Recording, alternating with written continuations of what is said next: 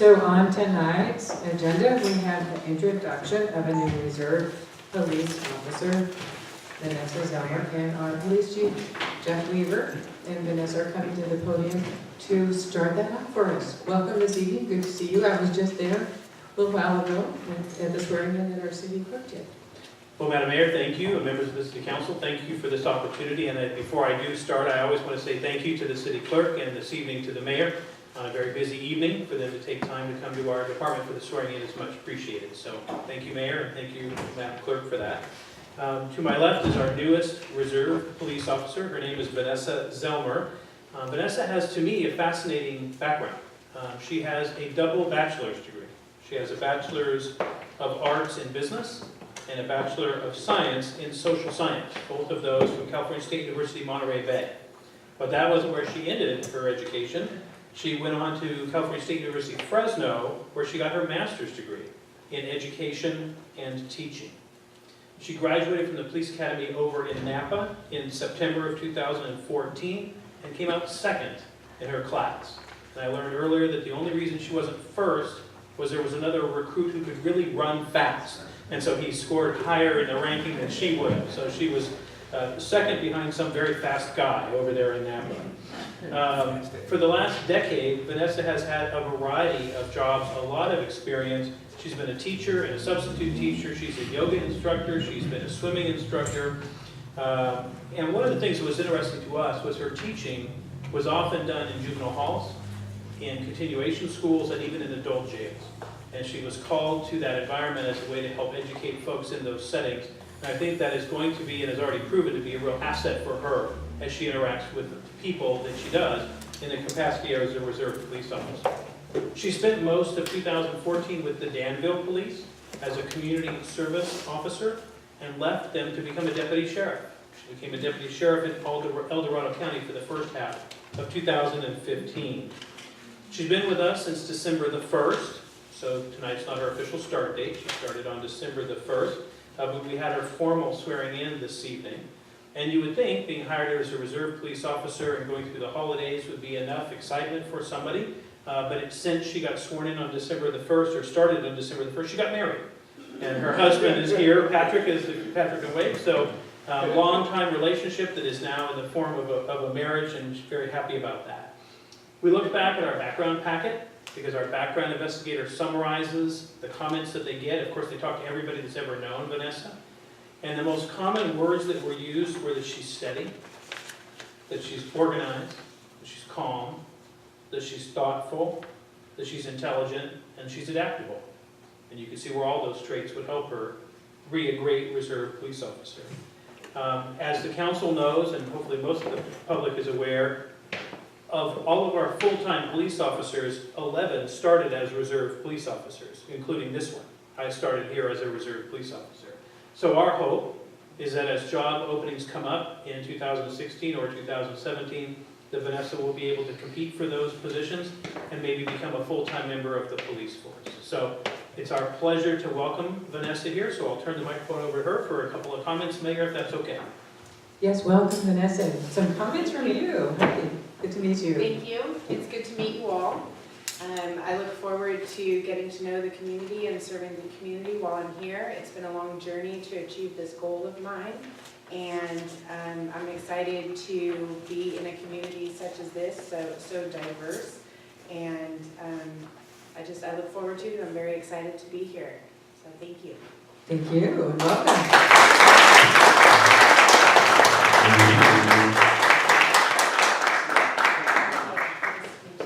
We hope you will enjoy being here. 5 years, 10 years, 15, Yes. 20. Welcome. Thank you.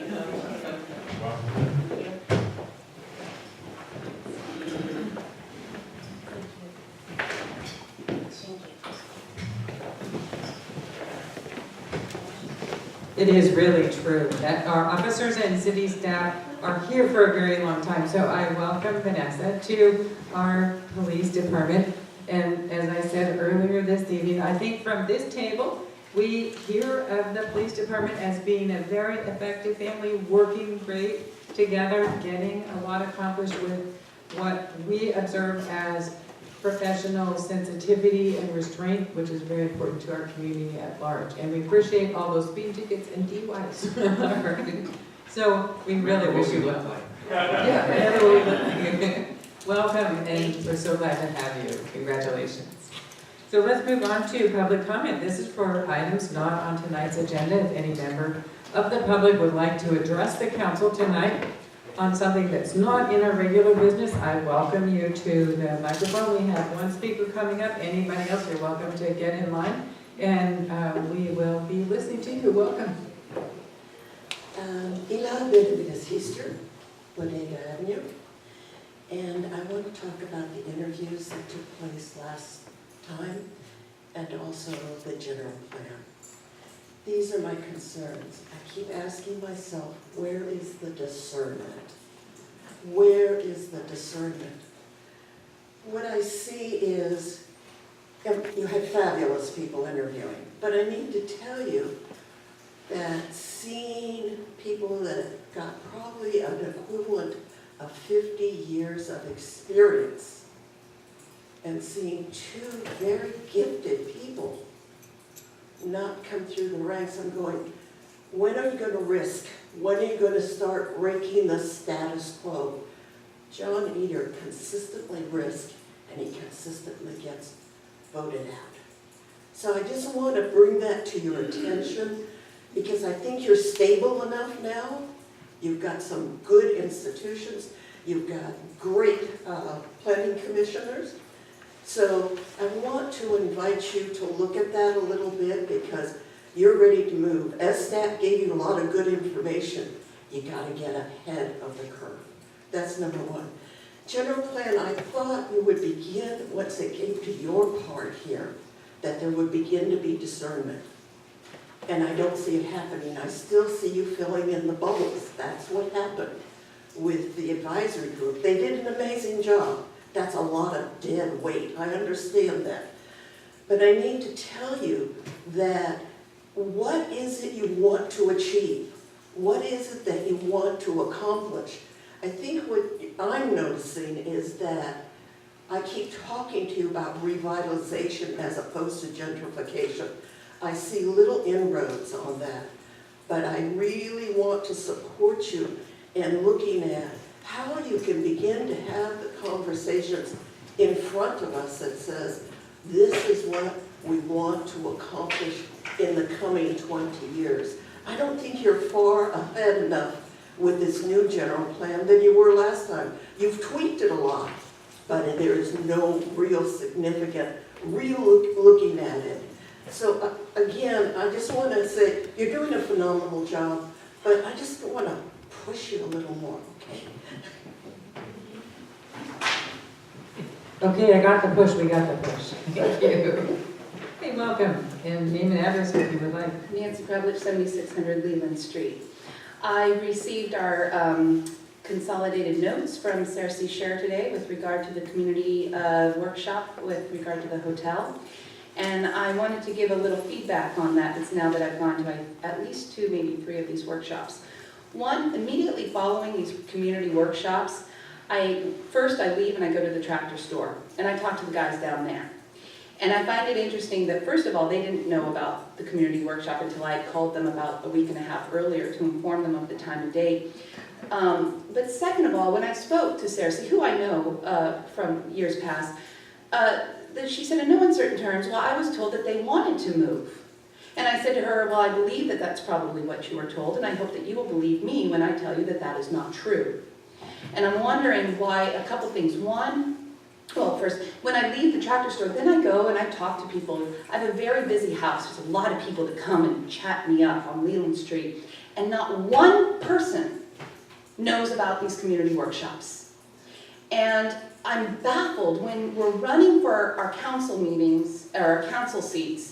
My mailbox and my doorstep gets flooded with leaflets and flyers about really important reasons why we should be electing our representatives. But when it comes to these community workshops, it's the same people. It's the developers, it's our staffers, and it's the same people that come to this room every other week as well for city council meetings. The word's not getting out. People are confused. I don't think it's a mistake that you refer to it as the Diamond Lumber Yard, because everyone knows we don't have a lumber yard, and it gets really confusing of whether it's actually a deserted plot or whether it's where a small business is actually thriving right now, this very second, that we're looking to displace. I'm not anti a fancy hotel. I'm very anti, though, this process.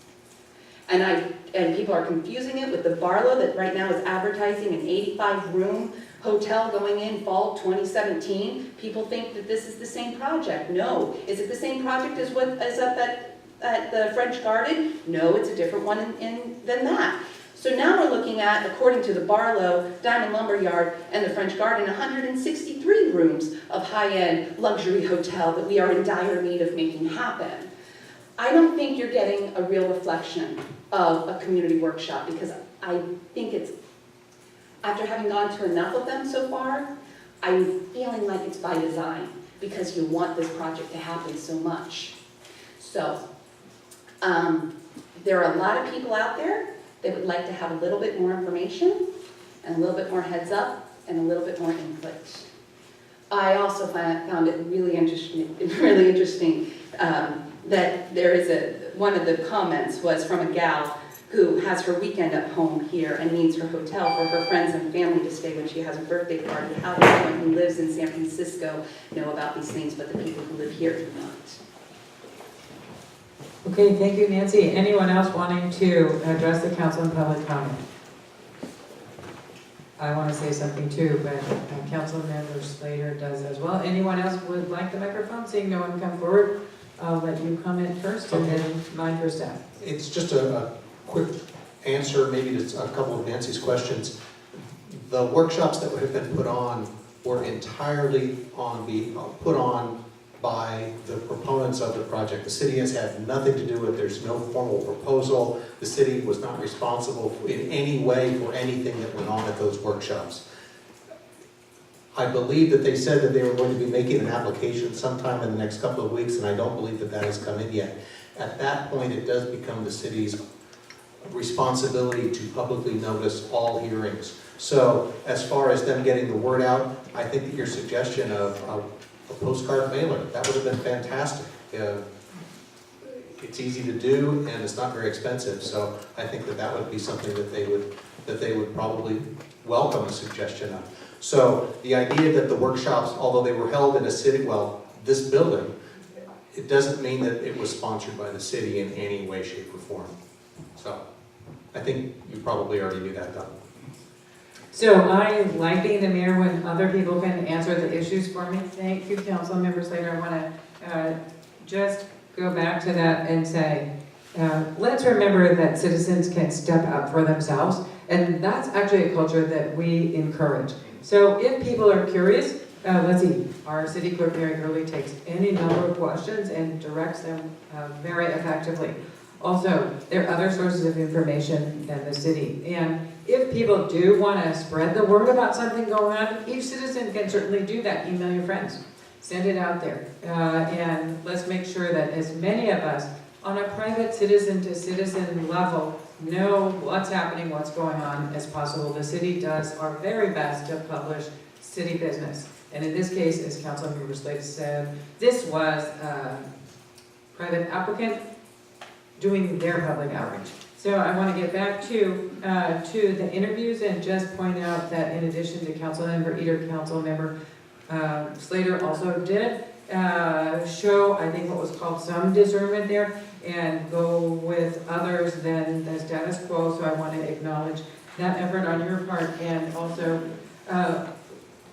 speak to the joint meetings with the Planning Commission on the draft general plan. We have a meeting coming up, our second of 3 or 4 meetings.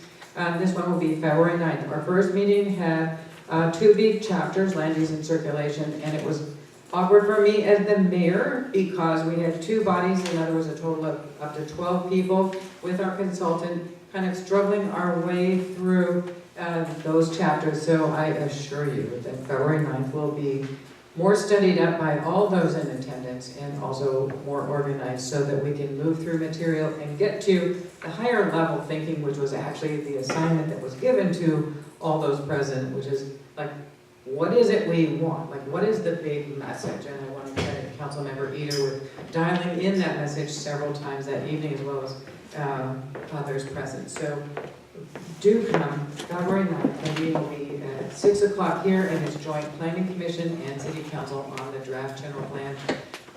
The chapters to be studied that evening, and the material will be announced probably within a week or less. So stay tuned on that one. Let's move on then to our next business items. Are there statements of conflict of interest by any council member present? No. Seeing none, then I want to move on to the consent calendar. We have 6 items for this evening. Does any council member want to take an item off consent calendar for discussion this evening, items 1 through 6? All good? Any member from the public want to take any item off consent, items 1 through 6 for tonight? Then seeing that no one come forward to do that, then let me read what those are. Number 1, approval of the minutes of January 5th, that's the council meeting. Approval of the minutes of January 11th, that's the specially set council meeting with the 4 appointments, and approval and second reading, and approval and adoption of ordinance 1081, amending the city's landscape ordinance to adhere to new state standards. Number 4, approval of amendment number 16 to master agreement 2010-01-36 for engineering consulting services between the city and GHD Incorporated for well 7 pilot test reporting for the state of California. Number 5, approval of the draft request for qualifications for a public art project funded by the Art in Lieu fee. And number 6, approval and authorization for the city manager to execute an agreement for update to traffic and air impact study for the Barlow Hotel project.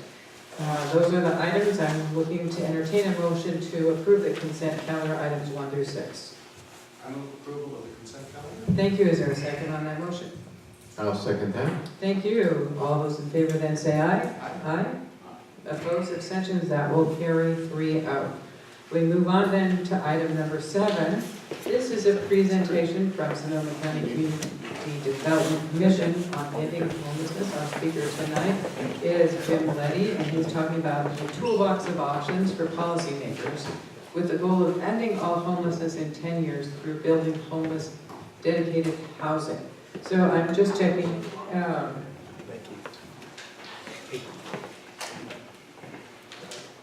First, would any of the city staff like to make a report on this before we turn the mic over to Jim? Our city attorney, city manager, our city planner? We had actually quite a lot. Okay, so Jim, I would appreciate you introducing yourself and the nature of your presentation, and then we'll take it away with your slideshow. That would be great, thank you. But I need to find my slideshow on the computer, so I'm Okay. wondering if it's in the file somewhere. It'll show up. Keep looking. Just take a few minutes to get oriented. Taking the so here we go.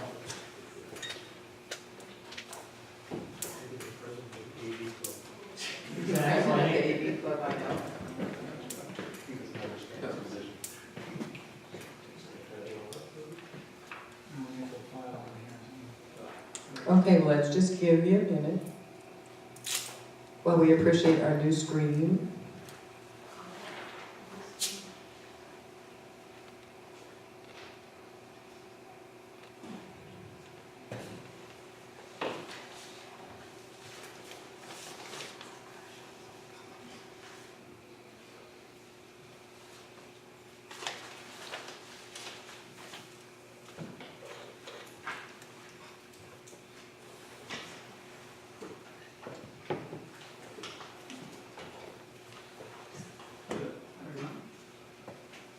Looking better.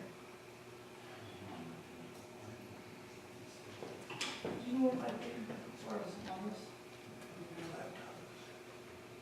It's a city laptop right now, I know. But I thought I emailed it in, so.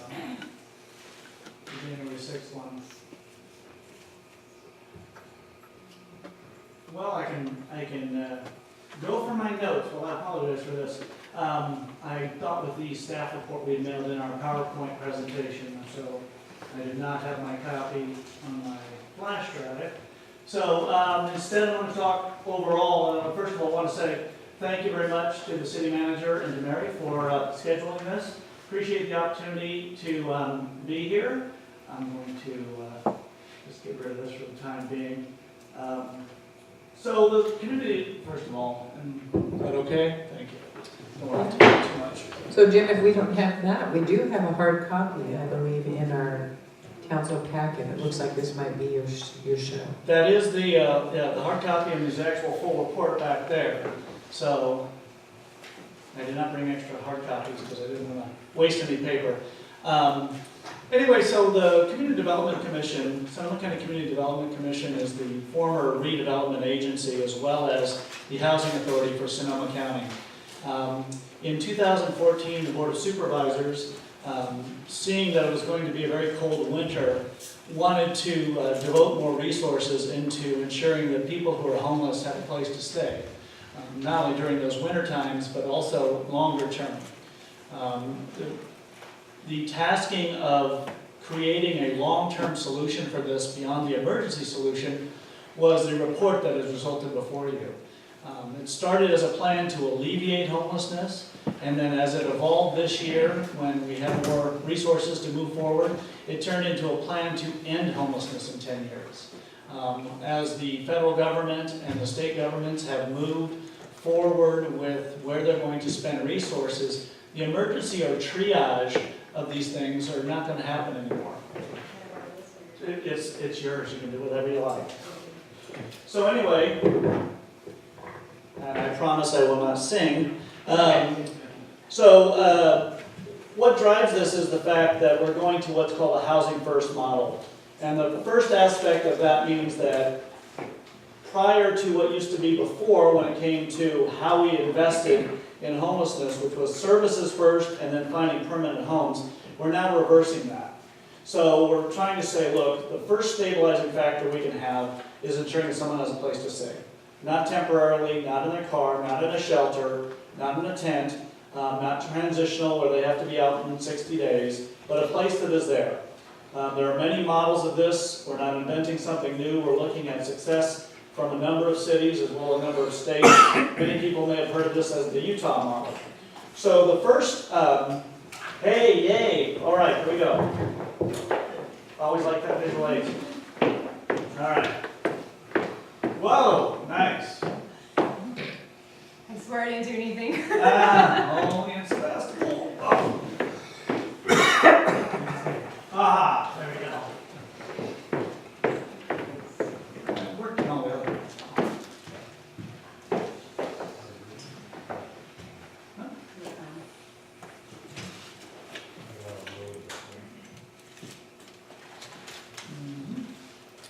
All right. Can you full screen it? Yeah, whatever that here, Tony. F5 usually does it. I didn't know it's on PowerPoint. Okay, there we go.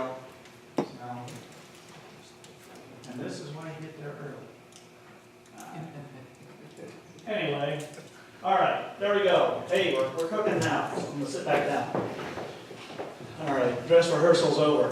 So, what is the document that's before you? Basically, it is a policymaker's toolbox. The idea is there are best practices around a number of issues that can help us enable the creation of the housing that we need to create the real solution to this, which is getting people into a safe and secure housing unit. That can be any kind of home. It can be not just necessarily a house, but it could be efficiency apartments or other kinds of permanent housing options. So what drives this? We're looking first of all at the 2015 homeless count, and we're on the verge of doing the 2016, but this was our baseline. Last year, we found 3,107 people that are living as homeless in Sonoma County. About a third of those spend time in their car or in shelters. The other 2/3 are completely unsheltered. They're living in our creeks, they're living underneath bridges, they're living trespassing on private and public property. So they're completely exposed. It also found that we have over 5,570 people that experience homelessness once in a year. By comparison, that's similar to the size, that's 2/3 the size of Sebastopol. And it also exceeds 1% of our county's population. Now, the good news was that from 2013, the prior homeless count, this went down 27%, down about a third. The reality is though, the Sonoma County per capita, per total population, has over 3 times the number of homeless people from other medium-sized counties in the country. This is a little demographics of the people we're dealing with, and what's important about this is it'll drive the kind of housing that every community has to look at. The most important aspect of this really is looking at special needs. Almost 60% are people that are facing the challenge of mental illness. Being on the street can very quickly make a mental illness challenge even worse. So when we're looking at housing models where we can bring services to, we have to understand that we can't just create a house, we have to have a house with services right behind it. As you can also see, there are substance abuse issues, there's the chronically homeless, which means they've been on the street for more than 5 years, and then we're dealing also with subpopulations like veterans and others. So we took the opportunity to break this down by jurisdiction so that as we go around, and Sebastopol is the 5th city which we've had the honor to present in. We've done Healdsburg, Windsor, Sonoma, Santa Rosa. So we're sort of in the middle of our initial presentations. This was the January 2015 homeless count. There were 94 people identified within the city limits that are residing as people who are homeless within the city limits. As you can see, another number to take away from this is 80% of the count was found within somebody's city limits. So clearly, the housing and where we need to put resources in working together with counties, with jurisdictions, with nonprofits, with the affordable housing community has to be focused on the cities. But this is not an edict. This is not a top-down approach. This is about collaboration. This report was to start the conversation, to say we have these options, how do we work together with what limited resources we have. However, the unincorporated area also has its challenges. As you can see here, we have about 240 that were broadly defined in West County, that is in the census tracts, mostly around the lower river, but starting in Forestville and heading west. This remains an exceedingly large challenge, as the 500-person meeting in Guerneville last Monday, a week ago Monday, would tell you. There's a lot of challenges around perceptions of who the homeless are, public safety issues, the attractive capacity of building resources for them. But in the unincorporated area, we also have a challenge, and about 1/5 of the population. What makes it worse, our rental vacancy rate when this was done was 1.5%. It's below 1% right now. We've seen rents put pressures on lower income working families, on lower income people on fixed income. We're seeing people be pushed out as more and more of their incomes go into housing. This is a little survey we did of what it would take to meet the average rent. Now people may say that $1,600 a month is a low number for average rent, but that's countywide. As you can see here, we've looked at some average wages from the Bureau of Labor Statistics in the service sector and education. You need a household income of $46,000 to afford average rent. This isn't about ownership, just average rent. You know, food preparation and serving, we love our tourism, we love our restaurants. Average food preparation worker or serving person's making almost half of what's needed to rent an apartment. Sales and retail below that. Our vineyard workers are definitely in harm's way, as our hotel and janitorial service. So, and even somebody who's in education, a teacher, they're barely making above the household income needed to rent a house. Or, more importantly, a housing unit. Talked a little bit about housing first, which is find them a place, create stabilization through that, couple it with supportive services immediately.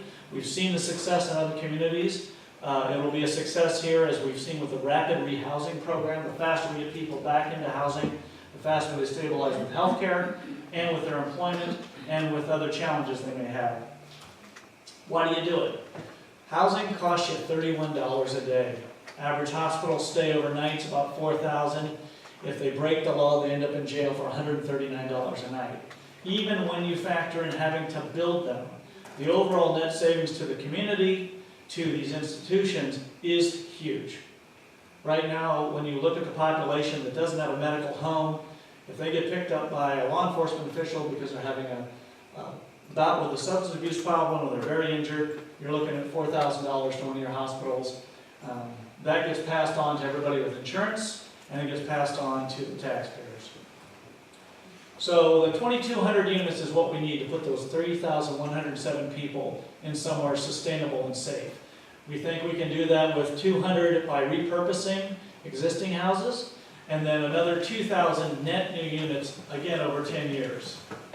Not all at once, but making progress every year. These units can be anything from small efficiency apartments to other kinds of housing situations, but again, it has to be permanent. So there are portable examples of this, everything from trailers to tiny homes. There's an advantage to portable units. They're cheaper. They're usually not plumbed. The reality is, though, it doesn't solve homelessness. It's a temporary solution, moving somebody up the housing ladder, and money doesn't necessarily follow it when it's portable. Permanent units of this time can get state and federal dollars, where most of our resources come from. There are different types here as well. The difference being between the portable versions, permanent versions, is they have their own plumbing most of the time is the main aspect of it, and they're on a foundation. It takes longer time, as anybody knows, in any community in Sonoma County, building any kind of structure takes time.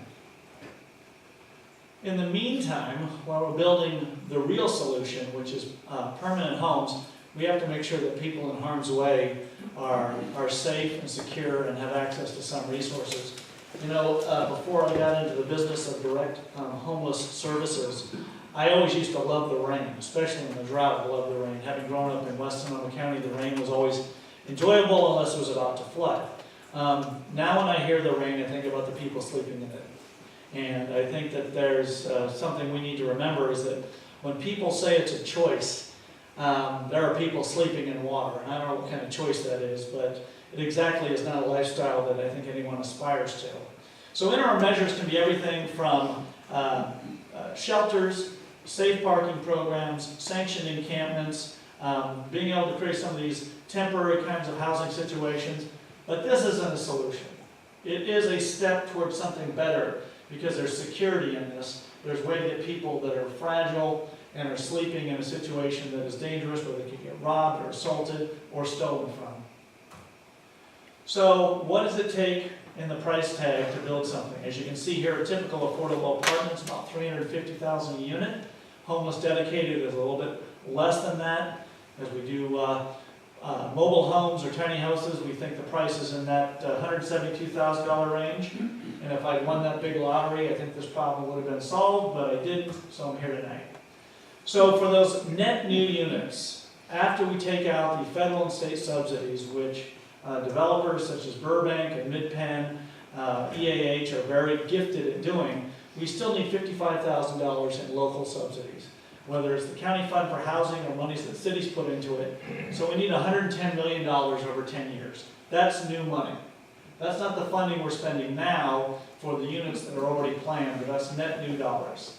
And again, it's spread over 10 years, so we start to break it down, $11 million a year. Still a lot of money when you have competing interests, such as environmental protection, such as public safety, roads, a number of public investments that have equal policy considerations. So we've identified barriers and possible tools that a jurisdiction, or more importantly, a group of jurisdictions can come together and talk about. These range from the dollars, they range from the policies that impact how we grow, land use options, zoning, and then regulatory incentives. Federal funding, the low-income housing tax credit is one of the main ways that affordable housing is put on the ground. Someone gets tax credit money, it's an investment, the investor gets a return on that, and the housing developer is able to put something on the ground. We also have the CDBG, Community Development Block Grant, which is a very typical form of funding. The home program, which we were worried about Congress gutting, has actually ended up being a little bit higher than last year. And then the Low-Income Housing Trust is excess funds from Fannie Mae and Freddie Mac, which only now are starting to be placed in that account. State funding, multifamily housing program is the main one, supports truly affordable at lower levels. The voters, in their wisdom, passed a bond to support veterans housing, another $500 million. This is before the governor and the legislature talked about the additional $2 billion for chronically homeless housing. We have the cap and trade, which was technically called the Affordable Housing and Sustainable Communities, where a quarter of carbon tax credits that are sold, the funding from that goes into affordable housing. We've been looking for an additional permanent source. We needed a 2/3 vote in the legislature to get a recording fee on all documents, which would have generated $400 million a year. Came up a couple of votes short, but it's been tried a couple times in a row, and it will continue to be tried.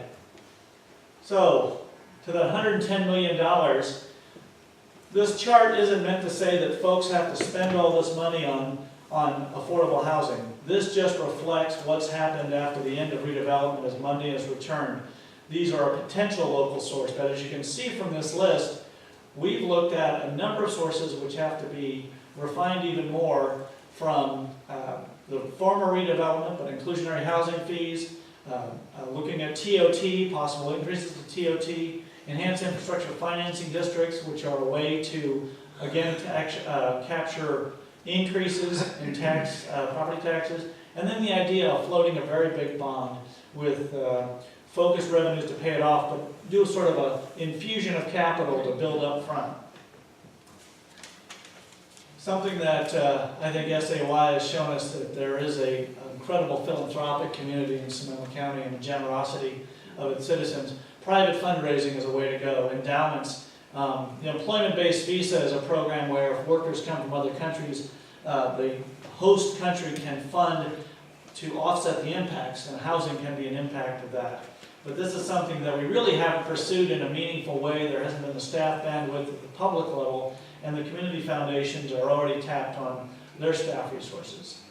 Housing Trust. Silicon Valley, facing this challenge in the late 90s, they got private dollars from their major large employers and then matched it with public capital from the Board of Supervisors and the cities to basically help subsidize the creation of workforce housing and low-income housing.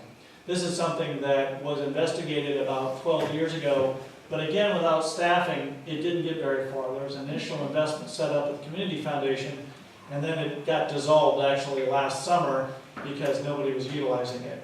Pay for Success, it's sort of like the income tax credit. It's where investors will look for returns on affordable housing, service programs, and provide money for that. And if there's a return on that investment in savings in other areas, they get to see a little bit of that return investment. We can look at it, everything from impact fees and moving down the cost of development. Right now in the county, in the unincorporated areas, our impact fees stop at a floor based on a unit. If we were to go to a per square foot, it would be cheaper per unit, and we actually would see impact fees flowing in, but it would be less for higher density development. We could do things like providing greater incentives, that is dedicating more of our HUD vouchers specifically for homeless versus low income, that is the folks at the lowest income. Same with project-based vouchers. It creates an income source to subsidize development, knowing they'll have income coming into that development. The other one is use of public facilities, repurposing empty city or county-owned land or unused county or city-owned buildings for either being raised and turned into something else or simply being repurposed for housing. We could look at higher densities. We have an example in the Roseland Village also of publicly owned surplus land. The CDC had the opportunity to purchase that when the last housing deal fell through, and by owning the land, they can bring a resource to the table. We became a land bank. And so what we're doing now is on the 26th, the board will be hearing a recommendation for a affordable housing developer for this mixed-use development. Affordable housing, market rate, community space, open space, and perpetuity. Part of this also ties into the last bullet where a jurisdiction could choose to invest in a property and build up to the ground the infrastructure needed, buy down the cost for an affordable housing developer. Density bonuses, the reality is that allow people to build more if they provide more for affordable housing. If you have underutilized commercial or industrial parcels, which also have the added value of usually not having many residential neighbors, allowing a high density or affordable housing district to be put on top of that. So if you've got a little bit of a glut in your commercial market, you can remove some of that and at the same time address some of your housing issues. And why we're here tonight is to start the conversation. We know that no one jurisdiction is a font of being able to solve this problem or a font of all wisdom. We need to work together with our neighbors and provide a basic education that people who are homeless are people. They have civil rights, they have the right to move, they have the right to live, and there's also the basic decency of treating people with respect. One of the things that I've heard repeatedly as we've done these presentations and in the community is the last acceptable form of prejudice is against the poor. If you were to replace the word homeless and how people talk about the homeless with a race or a religion or a gender or a LGBT or anything else, that person would be run out of town. But it's acceptable to say those people. It's easy to say the homeless do this and they are categorized not as people, but as a class of folks that somehow doesn't deserve the respect and love of a community. So this effort is about starting that conversation, changing the dialogue. Some things we propose is a countywide housing summit where we bring everyone together and get to some agreement on the first steps, establishing a permanent leadership group among our elected officials who do have the decision-making value. The Transportation Authority and the Climate Protection Authority are an excellent example of this. Staff it with existing staff from the different jurisdictions where possible, and also talk about maybe a regional housing coordinating agency, whether it's this leadership group or someone else that can be a one-stop shop. Obviously, the first most difficult decision will be where do we put the housing, and that'll require this kind of engaged leadership group to lead us through that. Some of the things we've done already, we've revised our policies at the county level to provide deeper subsidies, to create more units. Same with our rental assistance program. We're working on a pilot project around tiny homes on county property over at the county campus in Santa Rosa. We're also going to be looking at other pilot projects as well of alternative housing models. We're hoping to look at something around the idea of campgrounds and encampments, whether they'll be sanctioned or not. We're going to be examining in much more detail these funding sources. We would like to work with everybody on this because we don't want to step on the toes of people that may have other purposes for these funds, libraries, schools, and otherwise. We're trying to look at county land where we can reduce our land costs and our development costs. And we realize too that it isn't just about building the house. We have to look at the other two legs in this to build the stool, which is guaranteeing income, whether it's earned or people's entitlements to disability or Social Security or veterans resources. These two goals, the next one is also the idea of accessing health insurance. These are out of Health Action. We're trying to align so we're coordinated in not only finding someone home, the services, the ability to bring money in, and also to be healthy to maintain their life. Part of those interim measures we talked about are looking at tenant protection measures. We'd like to research together the ideas of rent control, just cause eviction, other things that will prevent the addition of more people to the ranks of the homelessness, at the same time not impacting in any detrimental way our housing stock supply. We have created a pathway that is really just a simple numerical exercise. It's not based on anything more than we have to have metrics. We have to have accountability. Government produces a lot of reports, but it needs, in this case, to produce a lot of results. So we look here again, the homeless count, permanent housing units, people experiencing homelessness, reducing those. We also have additional metrics, which aren't on this slide, about people with employment or other unearned incomes, as well as health care coverage. So now, we know that the solution is real housing that will be here for the duration. And we've brought a work plan to the board, which was funded on the 12th, and we're going to continue the city council presentations, and then we're going to start, convening more of the nonprofits and the health and service providers, and working towards that housing summit. We're hoping in May, where we can have either a countywide or a regional conversation about what everyone's challenges and needs are, and then starting a process to find new resources and appropriately resource those solutions that lead us to permanent housing. So, thank you again.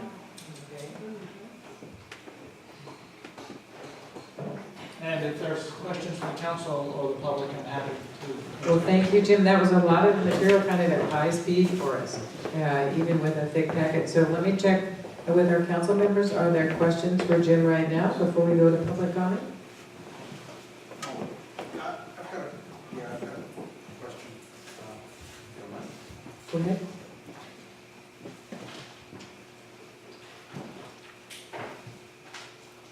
It was on the slides, it's the homeless people by subpopulation chart, early on in the presentation. I don't know if it's on, if you have page numbers, but it's ES2, This one here? that one there. Is it that one? No. Yes. That's 156% of the homeless population. There's no- Is that overlap? Yeah, there are overlapping populations within that. So that's why special needs isn't gonna be specifically 100%. There's also there's overlap within the unaccompanied youth, and so there is some overlap. It's not as clear as that, and the other thing I should caveat as well, the 3107 is most likely an undercount. These are all undercounts. Whether we get to them on the 29th of January, we go out, we identify locations, we talk to the people in shelters to get the demographics, which is about a third of what we think is the population. But we know we miss people all the time. So. Sure. I figured it was something like that, it wasn't spelled out, so. And who knows what the overlaps are when you're dealing with this sort of a fluidity. So, I have a few other questions and comments, but that would. Okay, so what I'd like to do, Jim, is open this up for public comment, and we'll let people who are here speak. We have a 3-minute timer on, and if you do have questions, I'll just record them, and Jim and I will go through those at the end of public comment, rather than create some dialogue back and forth. All right, so are there members of the public here? Gail, would you be willing to go first, and anyone else who'd like to speak? Follow on right behind her. Any other speakers? You've got the floor. Hi, welcome. Thanks for coming tonight. Sure. Good evening, Madam Mayor and members of the council and staff and public. I'm Gail Brownell. I've been involved in housing and affordable housing in this community for 43 years. And my special interest right now is homelessness. You may have seen 94 people that were counted last year in Sebastopol, and you certainly see them if you're at the community market, etc., the farmer's market, I mean. It's really, if you think about tonight, if you had to be out tonight when it's not going to rain and had what you wore here, that's what people are doing. And I saw statistics that over the last 10 years, on average, we've lost 30 people to premature death who are homeless, 30 people per year. So it's not a good life. And I think everybody who is a human being deserves to have certain basic things, including shelter.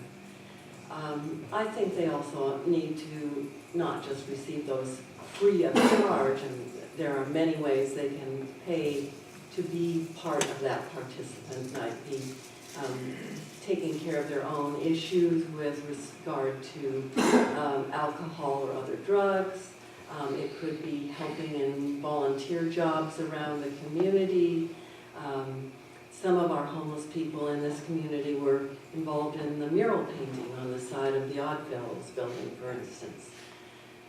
With respect to what you can do about it, those of you who sit there with our policy matters at hand, so that you have a successor agency to the redevelopment agency. And that agency does receive some funds through the county.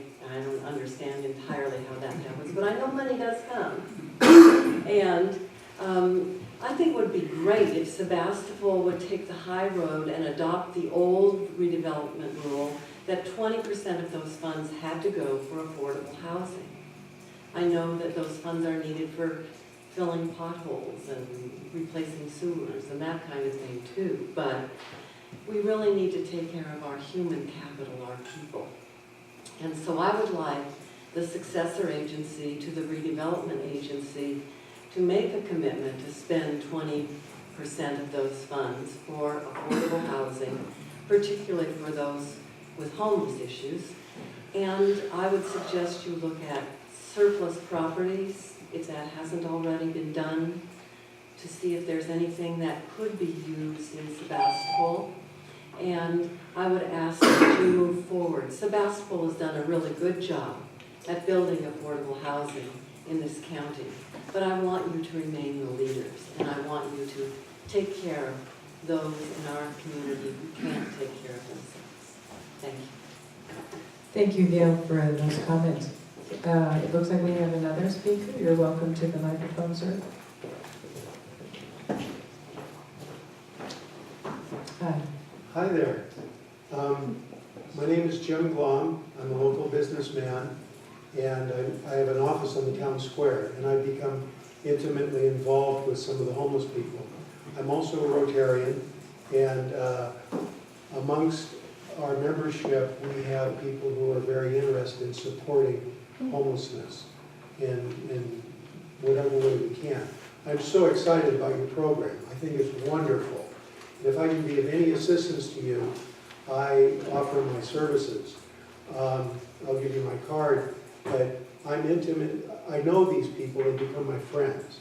I know what they like and what they don't like. I know a little bit about how they tick, you know. And so I have wanted to speak to the police chief and you folks about something we could do as the Rotarians and the interested parties in the community to make things easier for you to take the first step, whether it be allowing them to be in a certain place or that little white hut thing that you had on the screen, some place to put these so they're out of the rain. They're not just in a tent that leaks and their bag's wet. So we've been provided lunches, tents, tarps, all that stuff, and they're in a place that isn't legal for them to be in. So I'd like to help out in whatever way I can. So I volunteer. Thank you for doing that, Jim. Let's see, Jim and Jim, you're just introduced tonight, I think. Catch them afterwards. Okay. Other folks want to speak on this? Come on forward. We'll get all the comments, and if there's someone after this woman, please step up. Welcome this evening. Hi, I'm Linda Hopkins. I live in Forestville, and I'm actually running for 5th District Supervisor, so I wanted to introduce myself to all of you whom I haven't met. I've actually gotten the chance to work very hands-on on the homeless issue in the past week. Last Thursday I was out talking to some of the homeless people at the Vets Hall in Guerneville, and I learned a couple of things that were really interesting. While we call them homeless, they would sort of consider themselves more houseless. Several of them that I spoke with had been offered housing in Santa Rosa, and they say that the river is their home and they don't want to leave the river. So kind of any solution that we're looking at clearly has to be very multifaceted, because some people really have a strong connection to that sense of place. I really don't want to leave that place. That said, on Sunday I joined in with the amazing Chris Brocate, who has single-handedly removed tens of thousands of pounds of detritus from the river. And we had a crew of 12 people out in the driving rain and mud. I mean, I have never met more wonderful people in my life. We were working together as a team. We moved about 3,000 pounds of trash that literally would have been flushed down the river by the rising river. So this was, you know, we started with the lowest stuff to try and move these abandoned encampments. And it was just tremendous, the amount of plastic material, also the amount of canned goods. A lot of people give canned goods thinking that's helpful. Actually not helpful, because it's really hard for people to access when they don't have access to stoves and can openers.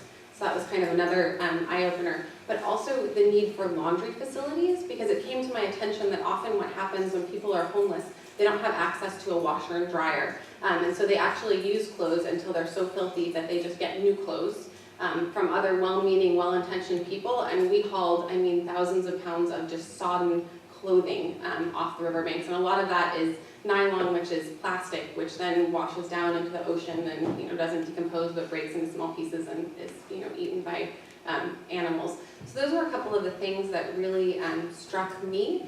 I also just want to say I'm sorry that I walked in a little late, so I didn't see the beginning of the presentation, but the idea of cities and county working together is just really inspiring and exactly what needs to happen, because I think that this is such a multifaceted problem, it doesn't have a single solution. And I also just want to make a plug for Chris Brocate and the Clean River Alliance. If anyone wants to come, there is nothing more fulfilling that you can do with your day than clear out this stuff. It's hard work, but it's really good work, and it makes just a direct impact. So thank you very much. And I would love to talk to anyone about the homeless problem and hear from the community. So I've got some business cards and would love to sit down with any and all of you. Thank you very much. Good to have you this evening. Are there any other speakers on this issue? So while you're thinking about perhaps coming up, Linda, please extend my appreciation to Chris Brocade. I met him through the Chamber of Commerce here, and also Peter Douglas at the Coastal Commission. Very aware of those issues. So anyone else wanting to come forward to speak on this? It doesn't look like it. So what I'll do is close public comment and move back to the council for other questions. Let me check with Jim. Did you want to make any comments? Just following up on the few remarks we've received, and then we'll go to questions and comments from the council. Yeah, I'd like to speak to Ms. Hopkins' point is, there is a reality that people think that people who are homeless gravitate to an area. What all of our data shows is that 87% of the people who are currently homeless in the community used to be housed in that community. And so, there is some migration, but the reality is that people that, they call it home. And it's just, right now, the community is home, but they don't have a shelter to stay in. So I just want to put that out there, because I think one of the largest pushbacks we're getting right now as we're trying to build a new service center in Guerneville is that Santa Rosa is busing people out. And why don't we bus them back to Sebastopol is what we hear. So just letting you know, Lower River neighbors have a good idea there. I know everybody. That's kidding, it's not a good idea. I've heard it. Okay. So let's check in with the council. Are there questions for Jim, or do you have comments, either of you? No, I do. Go ahead, Councilmember Eden. Yeah, I think the current preferred term is shelterless, not homeless, and at least from my talking to some people. Because some people feel, for instance, they live out here in the Railroad Forest, that's their home, or they feel like they live in Sebastopol, or they live in the river, but they are without shelter. I really applaud that people are finally recognizing that those invisible people that surround us need our assistance. Those of us who have greater resources and are more fortunate, perhaps. And I really hope this doesn't just die in a bureaucratic maze somewhere, and nobody winds up getting any tangible help. One thing I didn't see mentioned, and I think it's critical, is access to our woefully inadequate public transportation system. Because, let's face it, that's the main means of getting around for many of these people, and without access to that, if you put them in an area where they can't avail themselves to services, I'm not sure we've really helped a lot. And not that I'm trying to concentrate services in Santa Rosa, but like I applaud the conversion of the Palms Hotel to a homeless shelter, the shelterless shelter. Permanent housing. And let's face it, I think southern Santa Rosa Avenue has a number of properties that have outlived their economic viability as a hotel and kind of falling into disrepair, and I think maybe repurposing some of those as an immediate, that's a fairly achievable measure versus building new buildings. As you talk about building new structures, I think there may be a fair number of people amongst this population that have the skills to actually assist in building them, like perhaps a lot of veterans that have skills in building, or other people that might help. I'm curious where we stand with availability of access to the National Guard armories. I know they've been used previously, and I kind of stopped hearing about that. National Guard discontinued the use of them, I think, a little over 10 years ago. Basically as a funding issue and a readiness issue, especially when we were in 5 different